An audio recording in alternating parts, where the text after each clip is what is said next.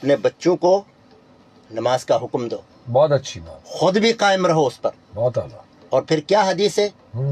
فرمایا کہ مرو اولادکم بالصلاۃ وهم ابناء السبع واضربوهم علیها وهم ابناء 10 وفرقوا بینهم بالمضاجع. بہت اعلیٰ، 7 سال کے بچوں کو نماز کا حکم دو. بہت اچھی بات. یہ نہیں کہ بچہ ہے سو رہا ہے اسکول جانے نہیں، اٹھاؤ بیٹا چلو نماز پڑھ کے آتے ہیں. وہ عادت ڈالیں نا چھوٹی جی. سی عمر سے اس کو.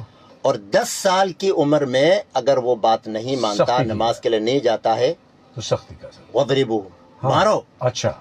اب آج کل کے معاشرے میں اسکولوں میں کہیں بھی مارنا منع ہے، ہاں ہاں ہاں لیکن ہاں 2 قسم کی مار ہے.